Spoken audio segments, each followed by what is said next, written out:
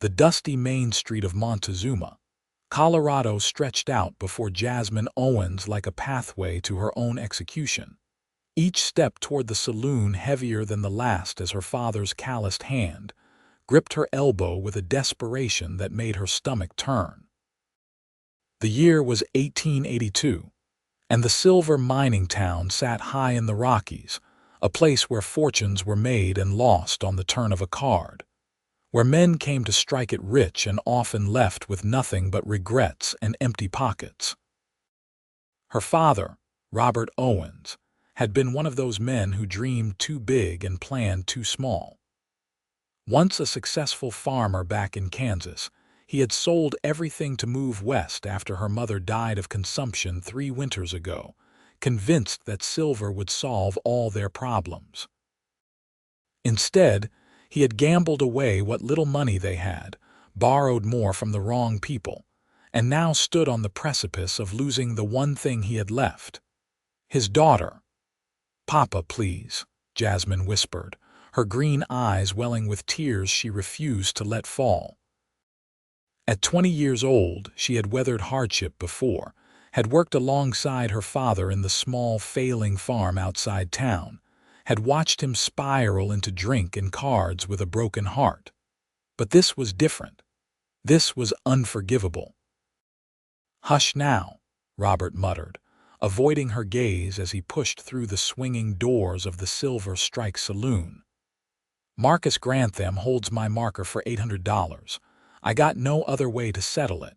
He says he needs a woman to work the upstairs rooms and he will call us even."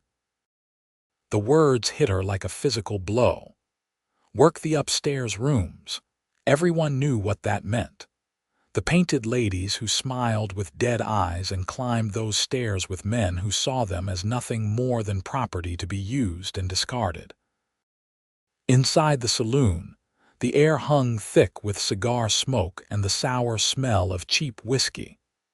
It was mid-afternoon, so the crowd was lighter than it would become evening, just a handful of miners nursing drinks and a card game in the corner. Behind the bar stood Marcus Grantham himself, a thick-necked man with slicked-back hair and a gold tooth that glinted when he smiled. That smile never reached his eyes. "Owens," Grantham said, setting down the glass he had been polishing. "I was starting to think you would not show. Thought maybe you had decided to run, and I would have to send my boys after you." "I am here," Robert said, his voice hollow, "and I brought her, just like we agreed." Jasmine felt every eye in the room turn toward her. She stood straight, refusing to cower, though her heart hammered against her ribs like a caged bird. She wore her best dress, a simple blue calico that her mother had made years ago, now faded and patched but clean. Her dark blonde hair was pulled back in a braid that fell to her waist, and her hands were rough from farm work, nails broken and fingers calloused. She was no delicate flower, but she had her pride. Grantham walked around the bar, circling her like a rancher inspecting livestock. "She is a bit thin," he said, reaching out to grab her chin. Jasmine jerked her head away and his expression darkened. "Spirited, though. Some men like that. Yeah, she will do. We are square, Owens. Get out of my sight before I change my mind." "Papa," Jasmine said, her voice breaking despite her determination to stay strong. "You cannot do this. Please. We will find another way. I will work. I will do anything, but not this." Robert finally looked at her, and what she saw in his face was worse than anger or cruelty. It was defeat, complete and total. "I am sorry, Jasmine, I truly am. But a man's got to pay his debts. You will be all right. You are strong like your mama was." He turned to leave, and something inside Jasmine shattered. Her father, the man who had taught her to ride, who had held her when she cried over her mother's grave, who had promised to always protect her, was walking away, selling her to pay for his mistakes. "Wait just a minute." The voice came from the corner of the room, deep and steady with an accent that marked the speaker as someone from Texas or thereabouts. Every head turned toward the card game, where a tall man was rising from his chair. Hat tipped back to reveal a face weathered by sun and wind but handsome in a rugged way. He looked to be in his late 20s, with dark hair that curled slightly at his collar, and eyes the color of amber whiskey in the lamplight. Franklin Daniels had been playing cards for the better part of 2 hours, winning some, losing some, mostly just passing time before he moved on to his next job. He had a ranch waiting for him up north, land he had saved for years to buy, and he was heading there after delivering a herd of horses to a buyer in Leadville. Montezuma was just a stop along the way, a place to rest his horse and have a decent meal. But what he had just witnessed made his blood boil in a way that had nothing to do with the cards or the whiskey. "Who are you?" Grantham demanded, his hand moving toward the gun at his hip. Franklin held up his hands in a peaceable gesture, though his jaw was set hard. "Just a man who could not help but overhear your business transaction. You said Owens here owes you $800, is that right?" "That is right, and it is none of your concern." "Well, I am making it my concern." Franklin reached into his vest pocket and pulled out a thick wallet, counting out bills on the table with deliberate care. "Here is $2,400. That is triple what he owes you." The saloon went silent. That was serious money, more than most miners saw in a year. Grantham's eyes widened, then narrowed with suspicion. "What is your game, stranger?" "No game. You are in the business of buying people, so I am buying her from you. That is how this works, is it not?" Franklin's voice was calm, but there was an edge to it that made several men shift nervously. He was wearing a gun low on his hip, and he had the look of someone who knew how to use it. Jasmine found herself staring at this stranger, who had just thrown an enormous sum of money on the table as if it were nothing. Her mind raced, trying to understand what was happening. Was this better or worse? Trading one form of bondage for another? "Now hold on," Robert said, stepping forward with a gleam of hope in his bloodshot eyes. "If you are paying that kind of money, maybe some of it should come to me. She is my daughter, after all." Franklin turned to look at Robert Owens, and his expression was one of pure contempt. "You just sold your daughter to a saloon keeper to pay your gambling debts. You do not get a single cent of this money, and if you have any decency left in your worthless hide, you will walk out that door and never speak to her again. In fact, here is what is going to happen. You are going to sign a paper saying you give up all rights to her, that she is free and clear of you and your debts, and then you are going to leave this town. Today."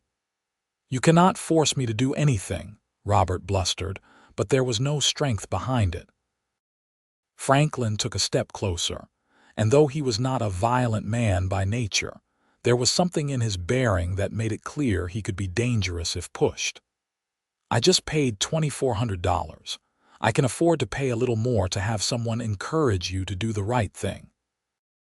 "Your choice." The saloon owner, Samuel Hayes, spoke up from behind the bar. "I got paper and ink right here. Might be best if you just sign it, Owens. You got no cards left to play." 10 minutes later, Robert Owens had signed a hastily written document witnessed by 3 men, releasing all parental authority and debt obligation related to his daughter. He took one last look at Jasmine, seemed about to say something, then thought better of it and walked out into the bright Colorado afternoon. Jasmine stood frozen, unable to process what had just happened. In the span of less than an hour, she had been sold, then bought again by a complete stranger who had paid an absurd amount of money. She felt numb, disconnected from her own body. Franklin picked up the paper, folded it carefully, and handed it to her. "This is yours. You are not in debt to anyone, and you are not owned by anyone. Not by Grantham, not by your father, and not by me." She took the paper with shaking hands, staring at it as if it might disappear. "I do not understand. You just paid all that money. Why would you do that if not to? Because what was about to happen was wrong and I had the means to stop it. Franklin picked up his hat from the table, settling it on his head. You are free, Miss Owens. Do whatever you want with that freedom. He turned to leave and Jasmine felt a surge of panic. Free. She had no money, no home, no prospects. Her father was gone and she knew no one in this town. Freedom without resources was just another kind of prison. Wait, she called out, her voice stronger than she felt. Please wait. Franklin paused, looking back at her with those steady amber eyes. I have nothing, she said, forcing herself to be honest. No money, no family, nowhere to go. You just gave me this paper, but what good is freedom if I starve? Let me work for you. Let me earn back what you paid.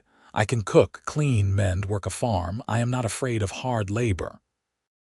You do not owe me anything, Franklin said quietly. Maybe not in law, but in conscience I do. You saved me from something horrible. Let me pay back that debt honorably, with work, not with.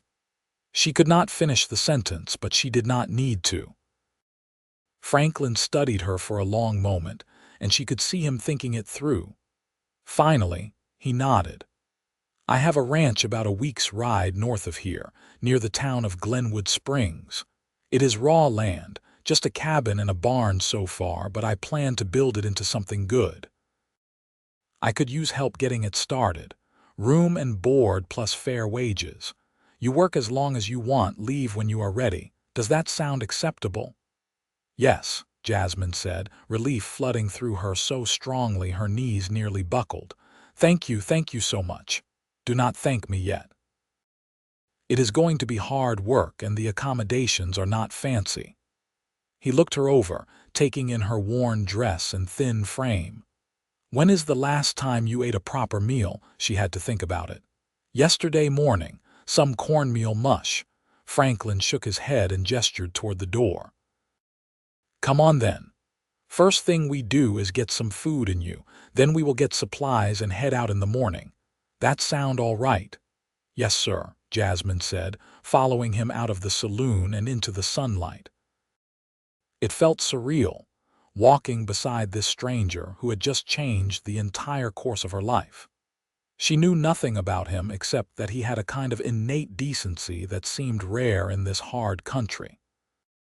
They went to the hotel restaurant, a small establishment with checkered tablecloths and the smell of roasting meat that made Jasmine's stomach clench with hunger. Franklin ordered steaks, potatoes, bread, and coffee, ignoring her protests that it was too much. You are going to need your strength, he said simply. Can't have you fainting on the trail. As they waited for the food, an awkward silence settled between them. Jasmine fidgeted with her napkin, unsure what to say. Everything was so strange, so unexpected. This morning she had woken on her cot in the drafty shack her father rented, dreading what he had told her was coming. Now she sat in a restaurant with a man who had spent a fortune to save her from a fate she could barely let herself imagine. Why did you really do it? She asked finally, looking up at him. The truth. Nobody just throws away that kind of money for a stranger. Franklin was quiet for a moment, his gaze distant. I had a sister once, Caroline. She was younger than me by 3 years, prettiest girl in our county back in Texas. Our parents died of fever when I was 17 and she was 14.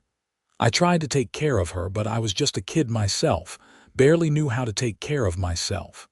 I worked ranches, left her with our aunt who promised to look after her. He paused, his jaw tightening. That aunt got herself a new husband who had debts and no conscience. When Caroline was 16, he sold her to a brothel in San Antonio to pay off what he owed. By the time I found out and got there, she was already gone. Ran off in the night, and nobody knew where. I searched for 2 years, followed every lead, but never found her. That was 8 years ago. She would be 24 now if she is still alive. Jasmine felt tears prick her eyes. I am so sorry. Me too, Franklin said, his voice rough. Every day I am sorry. Sorry I was not there. Sorry I did not check on her more often. Sorry I failed her when she needed me most. So when I saw what was happening to you today, I could not just walk away. Maybe I cannot save my sister, but I could save you. Maybe that makes me a fool for throwing away money I worked years to earn, but I can live with being a fool. I could not live with doing nothing. The food arrived, and they ate in a more comfortable silence, the shared story creating a bridge between them. Jasmine savored every bite, the steak tender and seasoned perfectly, the potatoes rich with butter. It was the best meal she had eaten in months, maybe years. After they finished, Franklin took her to the general store where he bought supplies for the journey and had her pick out some practical clothes for ranch work. She protested the expense, but he waved her off. "You cannot work a ranch in a calico dress," he pointed out reasonably. "Besides, consider it an advance on your wages." She selected 2 simple cotton work dresses, a pair of sturdy boots, a coat for the cool mountain evenings, and a wide-brimmed hat to keep off the sun. It felt strange to have someone buy things for her, to not have to count every penny 3 times before spending it. That night, Franklin paid for her to have a room at the hotel, a small space but clean with a real bed and fresh linens. Jasmine lay in the darkness, staring at the ceiling, trying to process everything that had happened. Her life had pivoted on a single moment, a stranger's decision to intervene. She thought about her father, probably drunk in some other saloon by now, and felt a complicated mix of anger and pity. He had been a good man once, before grief and desperation twisted him into something she barely recognized, but she could not afford to dwell on the past. Tomorrow she would start a new life, and she had to be ready for it. They left at dawn, Franklin on a sturdy bay gelding and Jasmine on a gentle mare he borrowed from the livery with a promise to return it. The trail wound through mountain passes and along rushing streams, the aspens starting to show their fall gold against the deep green of the pines. The air was crisp and thin at this altitude, and Jasmine found herself breathing hard on the steeper climbs. Franklin set an easy pace, mindful of her inexperience with long rides. They stopped frequently to rest the horses and stretch their legs. He was not much for idle conversation, but he answered her questions about the land, pointing out landmarks and wildlife. She learned he was 28, had been working ranches and driving cattle since he was 15, and had saved every spare dollar to buy his own place. "It is not much yet," he told her as they made camp the second night, the fire crackling between them. "Just 160 acres, but it has got good water and grazing. I am planning to breed horses, maybe run some cattle, build it up slow and steady." "It sounds wonderful," Jasmine said, and she meant it. The idea of building something, creating a home through honest work, appealed to her deeply. It was what her parents had tried to do before everything fell apart. "What about you?" Franklin asked, poking at the fire with a stick. "What did you want to do before all this happened?" Jasmine had to think about that. It had been so long since anyone asked her what she wanted. "I always thought I would marry, have a family, help run a farm or a shop maybe. Nothing grand, just a simple good life. But after Mama died and Papa started drinking and gambling, those dreams seemed foolish. I was just trying to survive day to day." "They are not foolish," Franklin said firmly. "Everybody deserves a chance at a simple good life. That is all most of us want, really. A place to belong, people to care about, work that matters." "What about you?" she asked.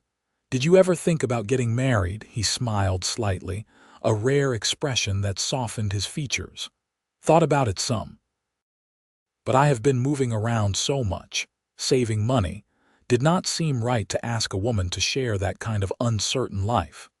Figured once I got the ranch established, maybe then I would think about settling down properly." They talked into the night, sharing stories from their childhoods, laughing over silly memories. Jasmine found herself relaxing around him, the initial awkwardness fading into something more comfortable. Franklin was easy to talk to once he opened up, with a dry sense of humor and a thoughtful way of looking at the world. On the fifth day, they reached Glenwood Springs, a small town known for its hot springs and as a waypoint for travelers. Franklin stopped to check his mail and pick up a few last supplies. While he was in the post office, Jasmine waited outside with the horses, watching people go about their business. It was a friendlier town than Montezuma, less rough around the edges. A woman about her age stopped to admire Franklin's bay. "Beautiful horse," she said with a smile. "Are you passing through or staying?" "Staying, I think," Jasmine said, surprising herself with the certainty in her voice. "We have a ranch north of here." "Oh, you must be Mrs. Daniels." "I heard Franklin had gotten married. How wonderful. I am Emma Crawford. My husband runs the feed store on Main Street." Jasmine started to correct her, then hesitated. It was an innocent assumption, and explaining the truth would be complicated and potentially scandalous. "Nice to meet you," she said instead, not quite confirming or denying. When Franklin emerged, Emma greeted him warmly and congratulated him. He looked confused until she walked away, then turned to Jasmine with raised eyebrows. "She thinks we are married," Jasmine explained, her cheeks flushing. I did not correct her because I did not know how to explain without it sounding strange. Franklin rubbed the back of his neck, considering.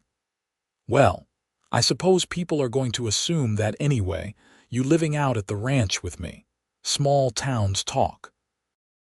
We can set the record straight if you want, or we can just let folks think what they want. Makes no difference to me either way, but I do not want you to feel uncomfortable." "Let them think what they want," Jasmine decided. "Like you said, trying to explain would just make it worse. As long as you do not mind people thinking you have a wife." "I have been called worse things," Franklin said with a shrug, but there was a hint of amusement in his eyes.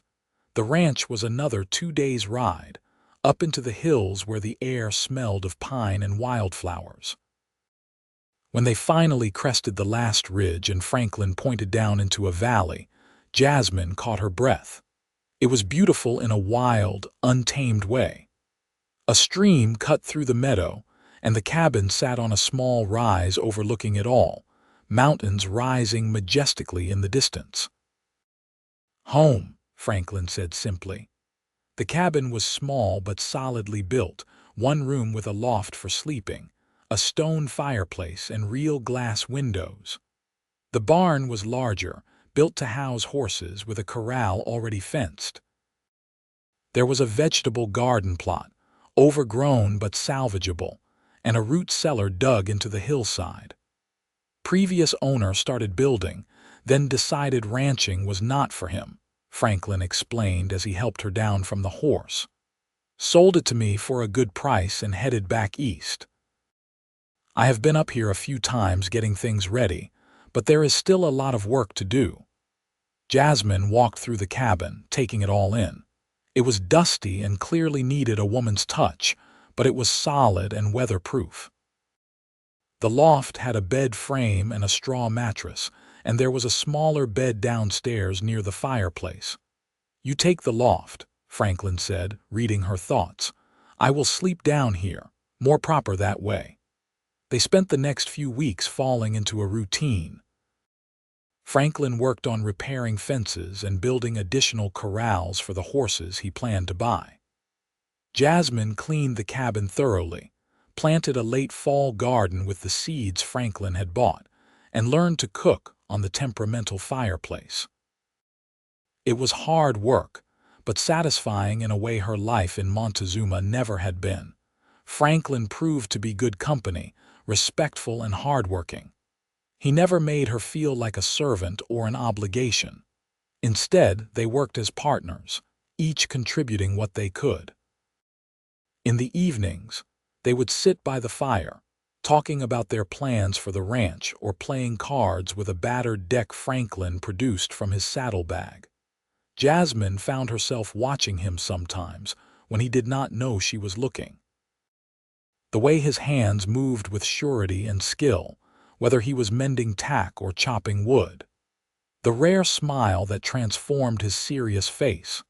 The kindness in his eyes when he looked at her, a gentleness that made her heart do strange things. She tried to push those feelings away. He had saved her, given her a chance at a new life, but that did not mean he saw her as anything more than someone he was helping. Besides, she had nothing to offer a man like him. She was damaged goods, the daughter of a drunk and a gambler, nearly sold to a brothel. What kind of future could she possibly have with someone who owned land and had dreams? But the heart does not listen to logic, and as fall deepened into early winter, Jasmine realized she was falling in love with Franklin Daniels. The first snow came in early November, light flurries that dusted the meadow with white. Franklin had gone into town for supplies, leaving Jasmine alone at the ranch for the first time. She used the opportunity to bake bread, something she had been practicing.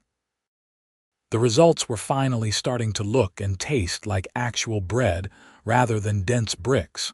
She was pulling the loaves from the Dutch oven when she heard horses approaching. Multiple horses, moving fast. Her stomach tightened with instinct warning. Franklin was not due back until evening, and he would not ride that hard unless something was wrong. Jasmine went to the door, peering out cautiously. 3 men were riding into the yard, rough-looking characters with the hard eyes of men who lived outside the law. She recognized the type from Montezuma. Drifters, outlaws, men who took what they wanted and damned the consequences. "Well, well," the lead rider said, dismounting with a predatory smile. "Looks like somebody is home. Where is your husband, sweetheart?" "In town," Jasmine said, keeping her voice steady. "He will be back soon with the sheriff. They are meeting about some missing cattle." It was a complete lie, but she hoped it would make them think twice. It did not work. "Sure he is," the man said, climbing the steps to the porch. "I think you are here all alone, and we have been riding hard for days. We could use some food, maybe a place to warm up. Why do not you invite us in?" "I think you should leave," Jasmine said, stepping back into the doorway and reaching for the rifle Franklin kept by the door. Her hands closed on empty air. The rifle was not there. Franklin must have taken it with him. The men laughed, seeing her panic. "Looks like you are not armed, honey. This can go easy or hard. Your choice." Jasmine slammed the door and threw the bolt, her heart pounding. She heard them laughing outside, then the crash of a shoulder hitting the door.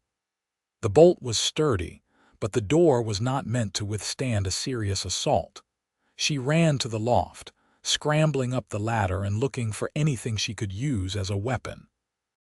Franklin's spare boots, his extra clothes, a blanket, nothing useful. The door downstairs crashed open and she heard them enter the cabin. "Come on out, girl. We are not going to hurt you, just want some hospitality." Jasmine's mind raced. The loft had a small window overlooking the back of the cabin. If she could get through it, maybe she could run to the barn, take a horse, and ride for help. It was her only chance. She pushed the window open, cringing at the scrape of wood on wood. Below, she heard one of the men say, "She is up in the loft. No time to be careful." Jasmine swung her legs through the window and dropped, hitting the ground hard enough to jar her teeth. She stumbled but kept her feet and ran for the barn. She almost made it. A hand caught her arm, spinning her around. It was the leader, faster than she had expected. "Now that was just rude," he said, his breath hot on her face. "We came here peacefully and you run off like we are monsters." "Let me go," Jasmine said, trying to jerk free. His grip tightened, bruising. "I do not think so. You owe us for our trouble now." The crack of a rifle shot split the air, and the man's hat flew off his head, spinning into the dirt. Everyone froze. Franklin Daniels sat on his bay at the edge of the yard, rifle in hand, his face carved from stone. "The next one goes through your skull instead of your hat," he said, his voice deadly calm. "Let her go and mount up. You have got 10 seconds. The outlaw released Jasmine's arm slowly, his hands rising. "Easy now, friend. We were just asking for some food. No harm done." "One," Franklin said, levering another round into the chamber. The 3 men practically ran to their horses, mounting in a confusion of curses and scrambling. They spurred their mounts and galloped out of the yard without looking back. Franklin watched them go, keeping the rifle trained on their retreating forms until they disappeared over the ridge. Only then did he dismount, setting the rifle against the porch railing and walking quickly to where Jasmine stood shaking. "Are you all right?" he asked, his hands hovering near her shoulders but not quite touching, as if afraid she might break. "Did they hurt you?" "No," Jasmine managed, though her voice trembled. "You got here in time. How did you know?" "I saw their tracks on the trail, 3 riders heading toward the ranch." Had a bad feeling. He finally let his hands settle on her shoulders, and the warmth of his touch seemed to ground her. "I am sorry I left you alone. That was stupid of me. This country is not as settled as I thought." "You could not have known," Jasmine said, but she was gripping his arms now, needing the solid reality of him. The danger had passed, but her body was catching up to what almost happened, adrenaline making her shake. "Come on," Franklin said gently, guiding her back to the cabin. "Let us get you inside and settled."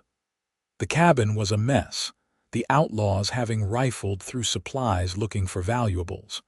Franklin put water on to boil for tea while Jasmine sat in the chair by the fire, trying to stop shaking. He moved around the cabin with quiet efficiency, straightening things, checking that nothing important was taken. He handed her a cup of tea doctored with honey and a splash of whiskey.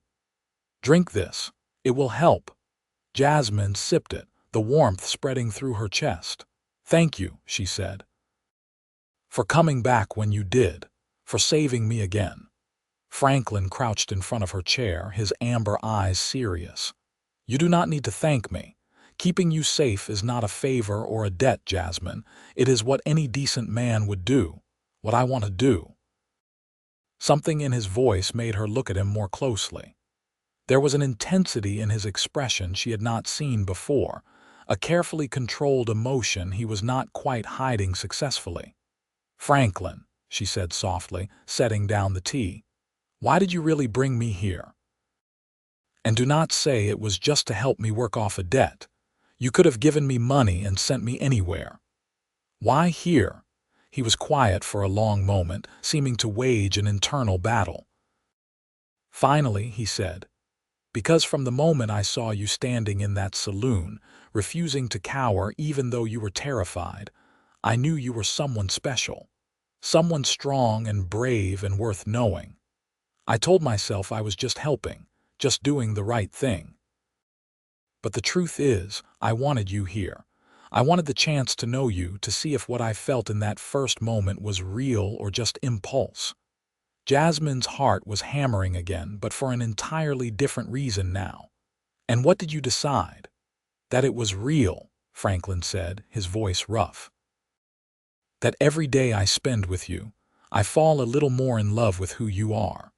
The way you laugh at my bad jokes, the way you attack every task like it is a personal challenge, the way you look at this valley like it is the most beautiful place in the world. I love all of it. I love you." The words hung in the air between them, vulnerable and true. Jasmine felt tears spill down her cheeks, but they were good tears, healing tears. "I love you too," she whispered. "I have been trying not to, telling myself it was foolish, that you just saw me as someone to help, but I could not stop. You are the best man I have ever known, Franklin Daniels, and I love you with everything I have." He reached up to cup her face in his calloused hands, wiping away her tears with his thumbs. "Then marry me, for real. Not because of what people think or because you owe me anything, but because we love each other and want to build this life together." "Yes," Jasmine said, laughing through her tears. "Yes, absolutely yes." Franklin pulled her to her feet and kissed her, gentle at first, then deeper as she wrapped her arms around his neck and kissed him back with all the emotion that had been building for months.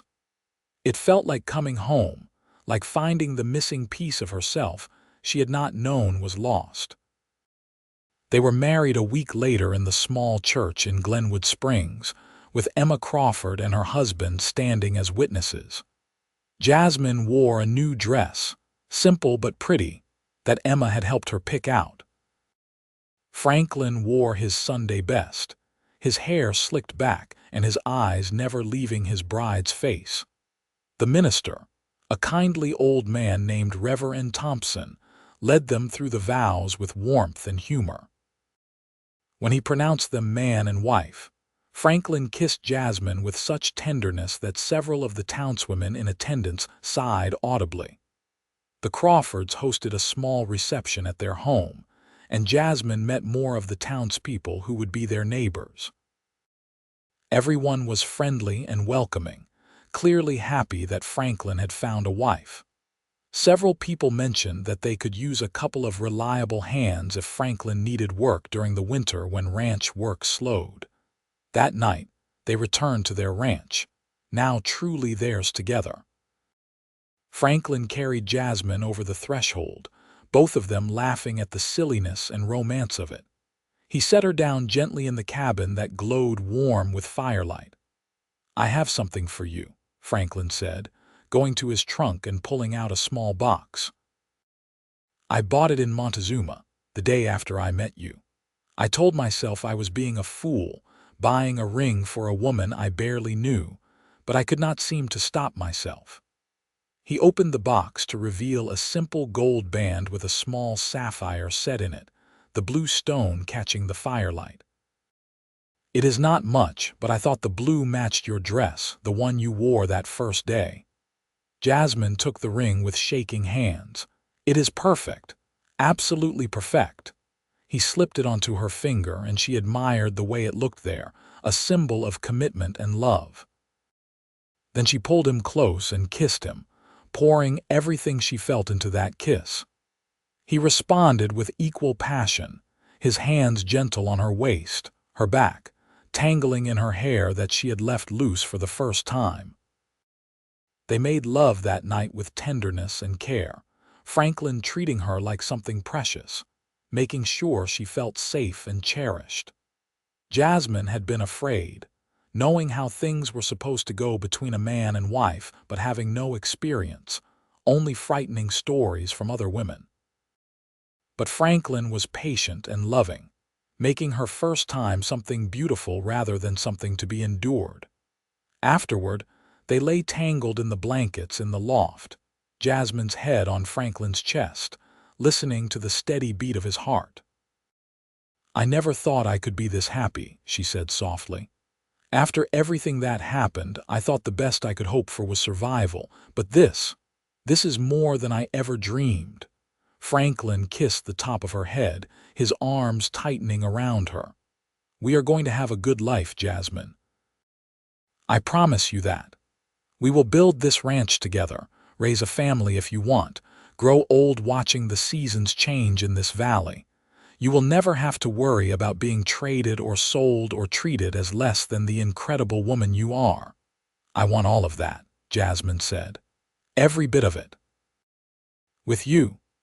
Winter settled over the valley in earnest, bringing deep snows and bitter cold.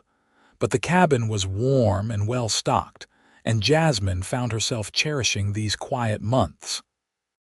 She and Franklin spent long evenings by the fire, planning improvements for the spring, playing cards and talking about everything and nothing. Franklin taught her to shoot, taking her out on clear days to practice with the rifle and his revolver. "I never want you to be defenseless again," he said. You do not have to like guns, but you need to know how to use them. Jasmine proved to be a good student, her steady hands and focus serving her well. By the time the snow began to melt in March, she could hit a target reliably at 50 yards with the rifle and handle the revolver without flinching at the recoil. Spring brought new life to the valley and new work to be done. Franklin bought a small herd of horses, young stock with good bloodlines that he planned to train and sell. Jasmine helped with the gentling process, her patience and soft voice proving perfect for working with the skittish animals. They expanded the garden, and Jasmine planted herbs and flowers alongside the vegetables, determined to make the ranch feel like a true home. She sewed curtains for the windows from fabric they bought in town, and Franklin built her a proper table and chairs to replace the rough boards they had been using. In May, Emma Crawford came to visit, bringing her young son and a basket of preserves.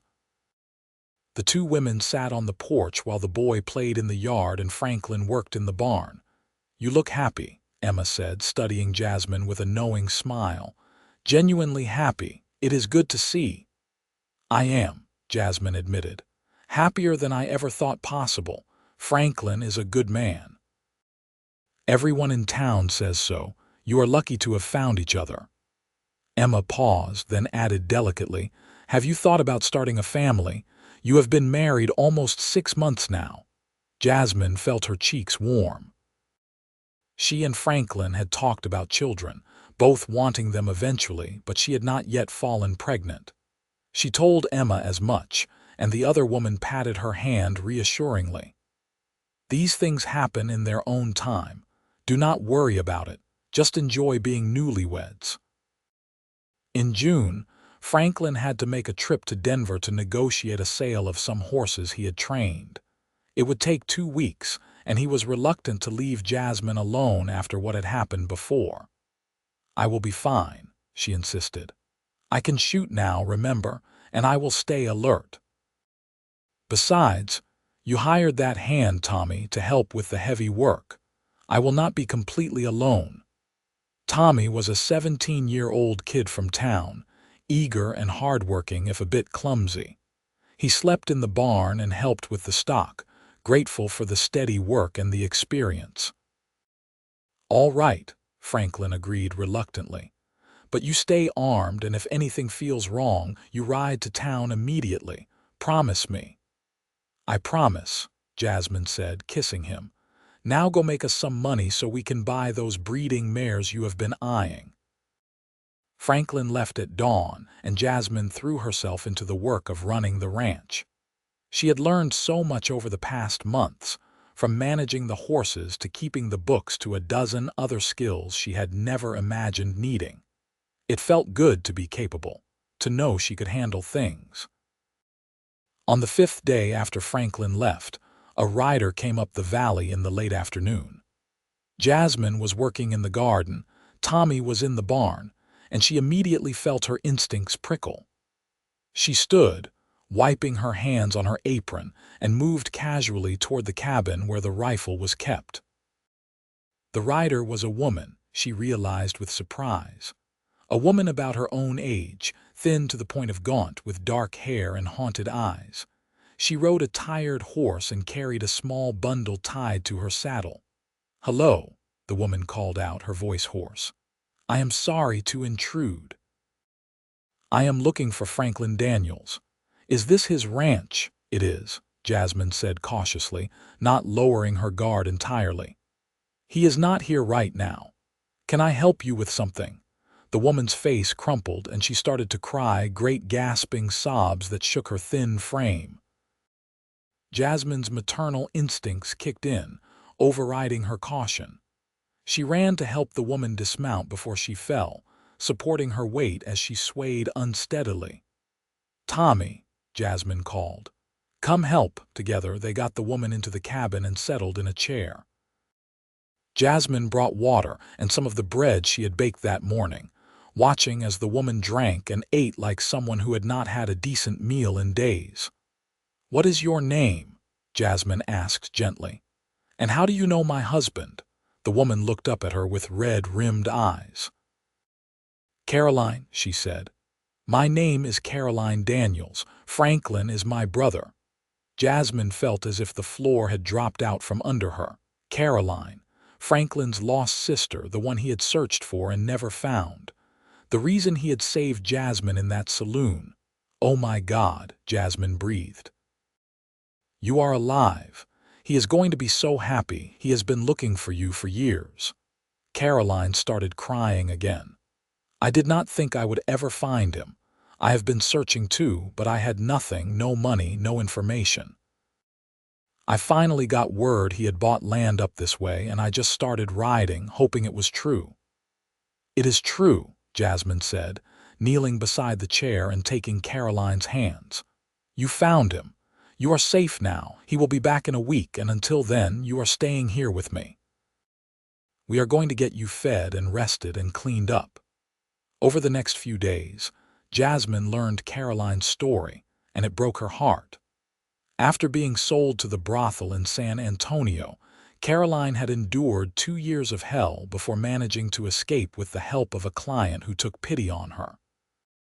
She had drifted for years, working whatever job she could find, always looking over her shoulder, afraid the men who owned her would come after her. I am not the same person I was, Caroline said one night as they sat together mending clothes. I am broken, Jasmine. The things I have seen, the things I have done to survive. Franklin is going to be so disappointed. He is going to be relieved and overjoyed that you are alive, Jasmine corrected firmly. And you are not broken. You are a survivor. There is a difference. When Franklin returned a week later, dust-covered and tired from hard riding, Jasmine was waiting on the porch. He swung down from his horse with a smile, moving to kiss her, but she stopped him with a hand on his chest. Before you come in, I need to tell you something, she said. Someone is here, someone who has been looking for you for a long time. Franklin's brow furrowed in confusion. Who? Your sister? For a moment he did not seem to understand, then comprehension dawned and his face went white. Caroline, my Caroline. Yes, she is inside. She is all right, Franklin. She is safe. Franklin did not wait to hear more. He strode into the cabin and Jasmine heard his choked cry of disbelief and joy. She stayed outside, giving them privacy for their reunion, tears streaming down her own face. When she finally went in, brother and sister were clinging to each other, both sobbing. Caroline looked up at Jasmine with gratitude shining in her eyes, and Franklin reached out an arm to pull Jasmine into the embrace, holding both women as if they were his entire world. Over dinner, Franklin and Caroline caught up on 8 years of separation. Franklin told her about his wandering years, his search for her, his eventual decision to settle down and build a ranch. Caroline shared an edited version of her story, leaving out the worst parts, though Franklin was not fooled. He knew what she had been through, and it was written in the shadows in her eyes. You are staying here, Franklin said firmly. This is your home now, for as long as you want it. We have plenty of room and the ranch is doing well. You never have to worry about anything again. I can work, Caroline said quickly. I do not want to be a burden. I can help Jasmine or work with the horses or anything. You are not a burden, Jasmine said gently. You are family. But if you want to help, we would love to have you. There is always more work than hands on a ranch. Caroline proved to be an asset, throwing herself into ranch work with an intensity that spoke to her need to feel useful. She was good with the horses, patient and intuitive. Slowly, over the course of the summer, some of the haunted look faded from her eyes, replaced by a cautious peace. In August, Jasmine realized her monthly courses were late. She waited another week, not wanting to get her hopes up, but when there was still no sign, she could not contain her excitement. She told Franklin that night as they lay in bed, and he pulled her close with wonder in his eyes. Are you sure? he asked, his hand settling gently on her still flat stomach. As sure as I can be without seeing a doctor. But yes, I think so. We are going to have a baby, Franklin. He kissed her with such tenderness and joy that she felt tears prick her eyes. I love you, he said against her lips. I love you so much, Jasmine. The pregnancy progressed smoothly, and Jasmine bloomed with health and happiness. Caroline fussed over her like a mother hen, making sure she did not overwork herself. The three of them settled into a comfortable rhythm, a family forged not just by blood but by love and shared experience. In the fall, a young cowboy named Michael Grant came through looking for work. He was 25, tall and lean with sandy hair and an easy smile. Franklin hired him to help with the fall roundup, and Jasmine did not miss the way Caroline's eyes followed him when she thought no one was looking. Michael, for his part, seemed equally smitten. He was respectful and hardworking, but he found excuses to be around Caroline, helping her with chores and making her laugh with his stories of life on the trail. It was clear to everyone that something was developing between them. One evening in October, as they all sat around the dinner table, Michael cleared his throat nervously. "Mr. Daniels, madam, I was hoping I could speak with you both about something." Franklin exchanged a knowing glance with Jasmine. "Go ahead, Michael." "Well, sir, I have been working here for 2 months now, and I have come to care a great deal about your sister. With your permission, I would like to court her properly. My intentions are honorable. I am a good worker, I have saved some money, and I think I could provide for a wife. Assuming Caroline would have me, of course." Caroline's face had gone bright red, but she was smiling. Franklin looked at his sister and she gave a small nod. "You have my permission," Franklin said, extending his hand to shake Michael's. "But you treat her right, you hear me? She has been through enough. She deserves someone who will cherish her." "I will, sir. I promise." Michael and Caroline began courting in earnest, and it was sweet to watch them together. Michael was patient and gentle, never pushing, always treating Caroline with the utmost respect. Slowly, Caroline began to truly heal, the love of a good man helping to erase the scars of her past. In late February, with snow still thick on the ground, Jasmine went into labor. It was long and difficult, but Caroline and Emma Crawford were there to help, and after 18 hours Jasmine delivered a healthy baby boy. Franklin held his son with shaking hands, tears streaming down his face. "What should we name him?" Jasmine asked, exhausted but glowing. "What about James?" Franklin suggested. "After your mother's father, the one you told me about." "James Franklin Daniels," Jasmine said, testing it out. "It is perfect." Little James was a good baby, healthy and happy. Franklin was a doting father, spending every spare moment with his son. Jasmine watched them together with a heart so full she thought it might burst. In the spring, Michael asked Caroline to marry him, and she said yes. They were married in May, a simple ceremony at the ranch with Reverend Thompson officiating. Caroline wore a dress that Jasmine had helped her make, and she looked genuinely happy for the first time since she had arrived. Michael had saved enough to make a down payment on the property adjacent to Franklin's ranch, and they planned to build their own place there. "Neighbors," Caroline said, hugging her brother.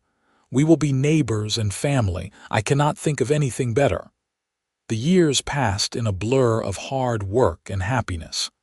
The ranch prospered under Franklin and Jasmine's careful management.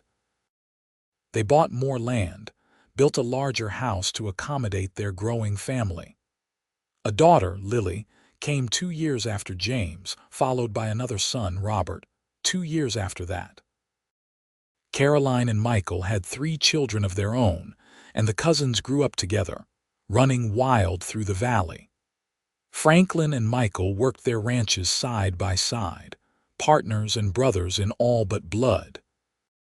Jasmine often thought back to that day in the saloon in Montezuma, the worst day of her life that became the gateway to the best. She thought about the choices people made, the ripples that spread out from a single moment of courage or kindness or cruelty. Franklin had changed her life with his decision to intervene, but she had changed his too. Together, they had built something real and lasting, a family and a legacy that would endure long after they were gone.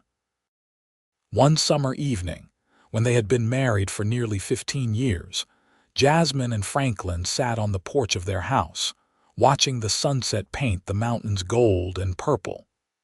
Their children were playing in the yard, their laughter ringing through the clear mountain air.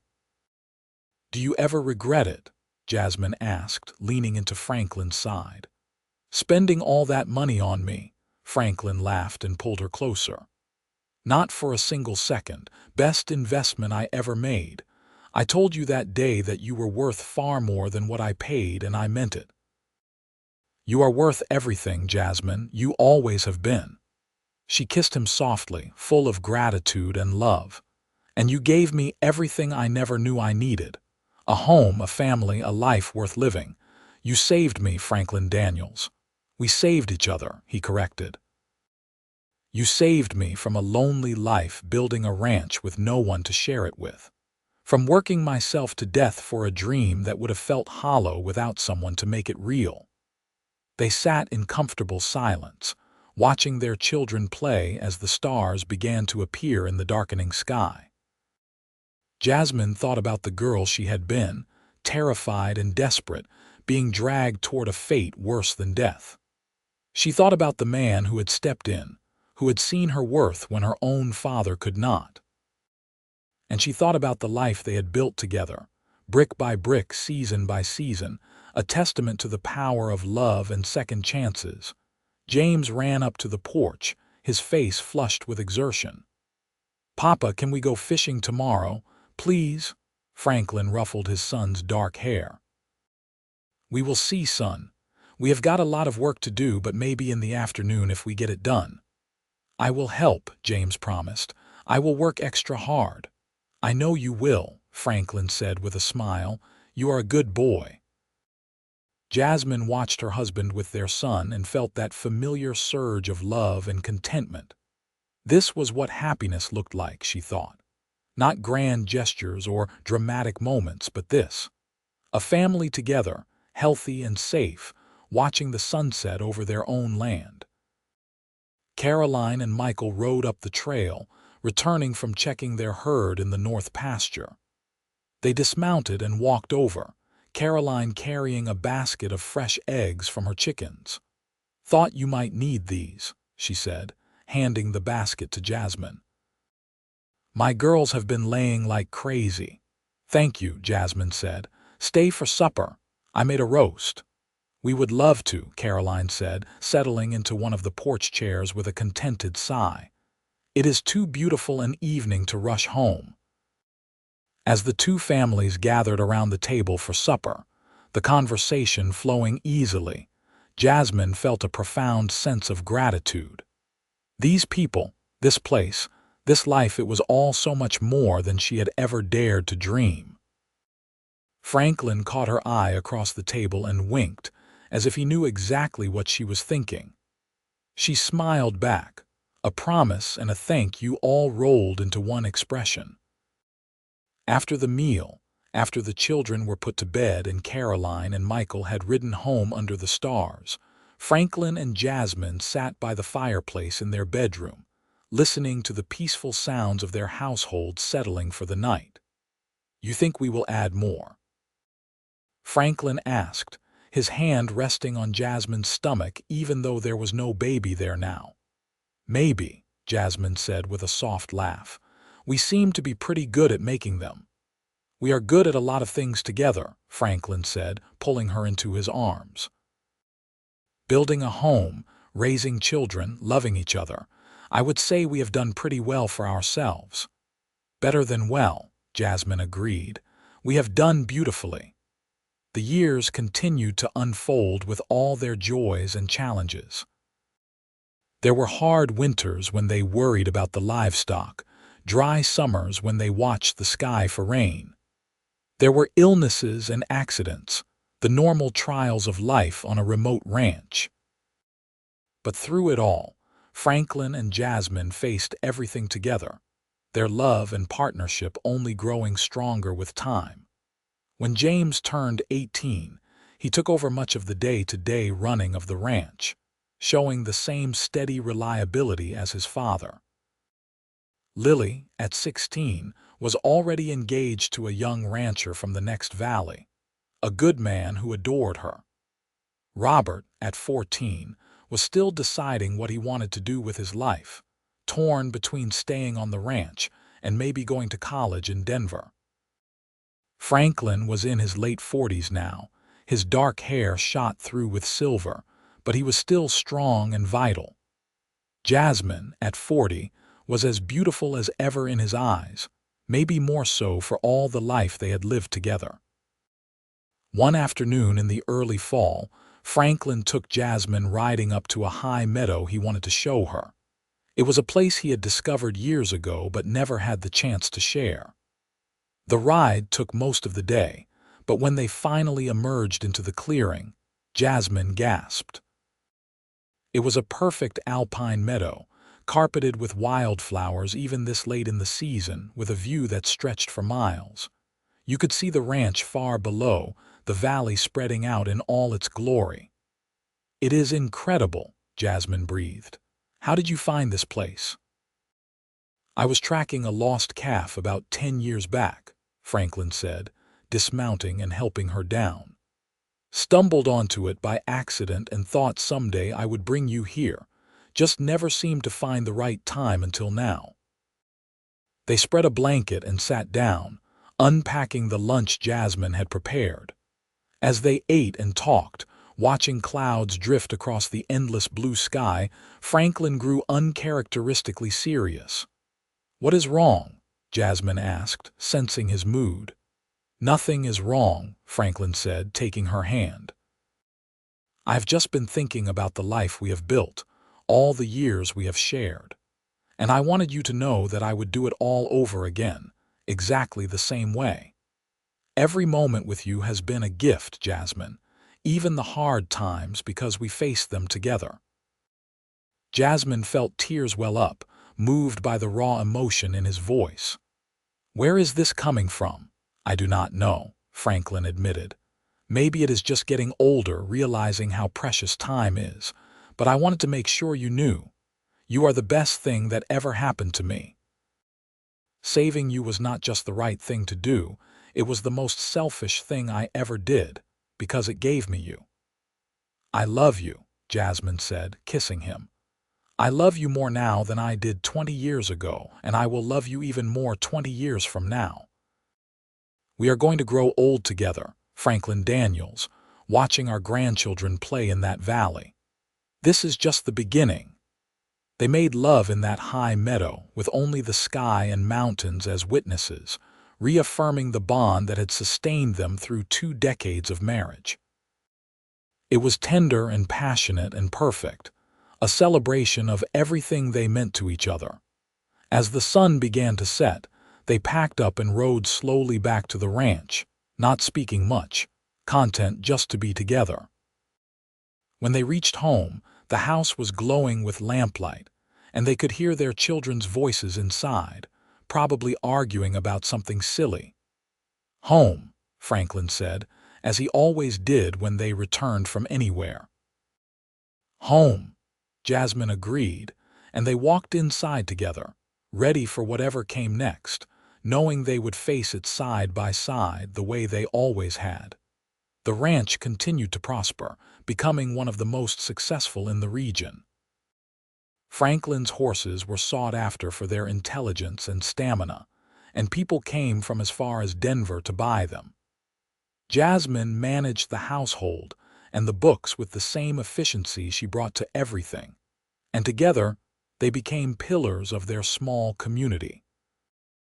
They celebrated their 25th wedding anniversary with a huge party, half the county turning out to honor them. As Jasmine looked around at the gathering, at the life they had built and the people they had touched, She felt overwhelmed with gratitude.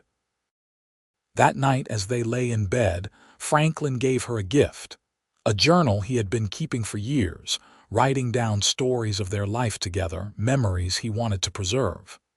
"For our grandchildren," he explained, "so they will know how it all began.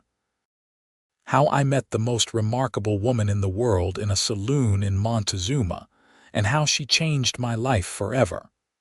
Jasmine read through the pages, laughing and crying at the stories he had recorded. He had written about that first day, about the journey to the ranch, about their wedding and the birth of each child. He had captured moments she had forgotten, preserved in his careful handwriting. "This is beautiful," she said. "Thank you." "There is more room for more stories," Franklin said. "We have got a lot of life left to live." And they did. They lived to see all their children married and settled, to hold their grandchildren and watch them grow. They celebrated 50 years of marriage surrounded by 3 generations of family, still holding hands, still looking at each other with the same love that had burned bright from the beginning. When Franklin finally passed at the age of 76, peacefully in his sleep after a full life well lived, Jasmine mourned deeply, but without regrets. They had been given more than most people ever received: true love, a partnership of equals, and decades of happiness together. She lived another 5 years, spending her time with her children and grandchildren, telling stories about the man who had changed her fate with a simple act of courage and compassion. She made sure everyone knew that Franklin Daniels had been a man who saw the worth in others, who stood up when he saw injustice, who loved with his whole heart. When Jasmine passed at 81, surrounded by family, her last words were, "Tell Franklin I am coming home." She was buried next to him on a hill overlooking the ranch, under the vast Colorado sky they had both loved so much.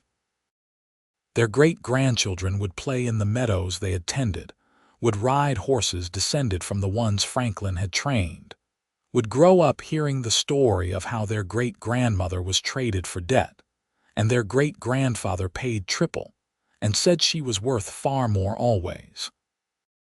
It was a story about love and redemption, about seeing worth where others saw only debt, about building something lasting from the broken pieces of what came before. It was a story that would be told and retold, inspiring generations to come with its message of hope and the transforming power of love. And in the end, that was their real legacy. Not the land or the horses or the money, but the proof that one moment of courage, one decision to do the right thing even when it cost everything, could change the world for the better. They had changed each other's worlds, and in doing so, had created something beautiful that would endure long after they were gone.